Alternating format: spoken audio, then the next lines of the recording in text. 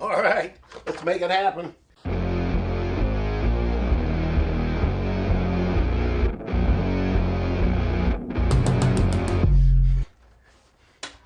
You are supposed to be bad, huh? All right, go ahead. I'll take a look. I'll listen. So anyway, when last we spoke, which has probably been a few weeks, I wanted to have a little more fun today. I was thinking, well, we'll talk about all the different records. People have retired, and all the different records that basically still stand, and they'll probably be broken sometime soon. Who knows? Your own son or daughter might break one of these records. So anyway, let's start with the highest scorer of all time as of now. Well, as of now, it's Janikowski from the Raiders.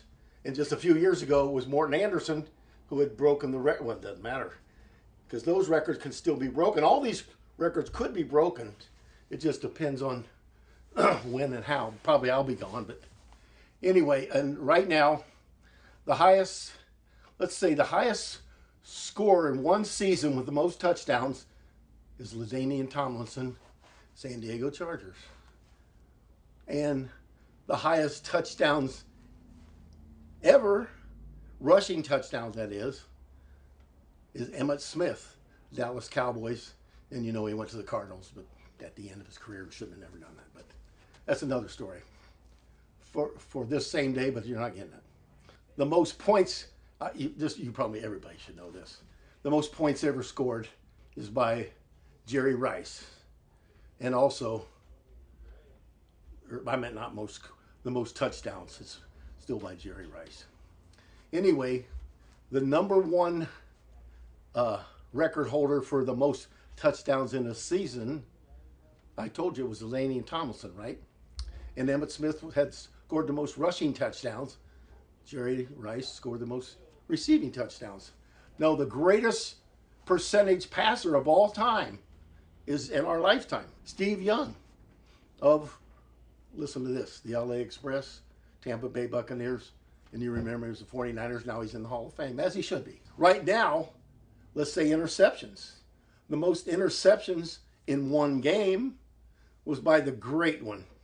I mean, probably the best all-around player ever, Slinging Sammy Ball. He was all-pro at quarterback, all-pro punter, and the all-pro safety. These are all every year all at the same time, not in different years. Sammy Ball intercepted 4 passes in one game in 1941. I'm pretty sure it is. Anyway, the most interceptions in a season was by a man called Dick Lane, who actually got a defensive job he was working construction, and every night his guys would all drive by the LA Coliseum area, and he had gone to a junior college for like 1 year before he went in the Army. This is a great story, actually. I don't know if I invented it or not, but anyway, I had to have. It's my story. So he stopped one night, afternoon, and he asked them, you know, could I get a tryout, the whole thing? Something like I did later on with the Giants. And they gave him a tryout.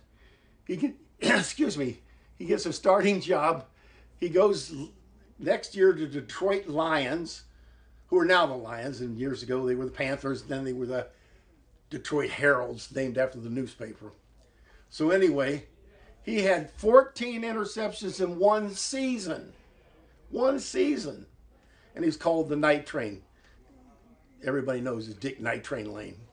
So anyway, now this next one is still on interceptions. The top interceptor of all time was Paul Krause. You remember the play that they started the Hail Mary, they called it the Hail Mary? Well, the Cowboys were playing Minnesota. And Stahlbaugh had told 88, the wide receiver, can't even say his name now, he was going to fake the ball towards Paul Krause because he wanted to move him away. And then he was going to launch the ball as deep as he could. So, well, Drew Pearson. So he goes down the sideline, and he did. He pump faked it. Krause made the move to go inside, and Pearson's down there, and he just kind of went that to the defender on him, and then caught the ball. And they call it the immaculate reception ever since. Anytime anybody throws that kind of play, and of course they counted it, and then they show a film of Paul Krause running over and saying he pushed him, he pushed him. Well, anyway, they scored and counted it. So he is going for broke. Drew Pearson, he got it. Touchdown. I didn't know they had it for a while. I thought the ball bounced. That actually is probably the best. When I grew up, we hated the Giants. When you're from Ohio, everything was Cleveland or anybody else with the Giants. So I would only hear the name. Emlyn Tunnell leads the league in interception. Emlyn Tunnell. So finally, quit hearing that name. And Paul Krause is still the all-time leader in interceptions right now. But see, like I said, those are numbers that can change. And the top, I guess you could state, now this still stands. You heard me speak earlier of Ernie Nevers.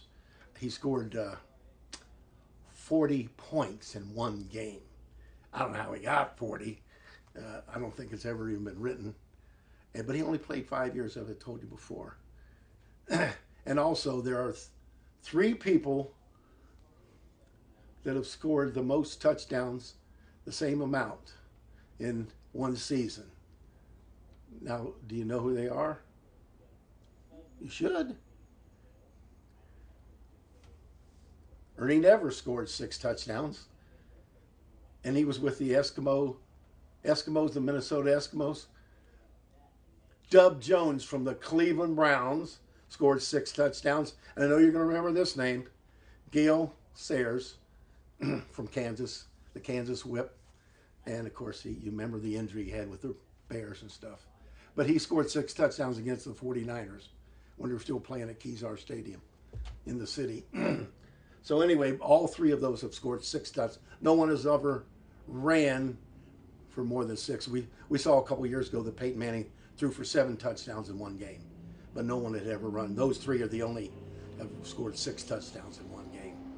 And so what I think we should do at this time is we cover all the things that we thought of the records that are now being held, because you're going to, as you go, you're going to find different people are going to come into these names, because this is going to be for the next forever, right?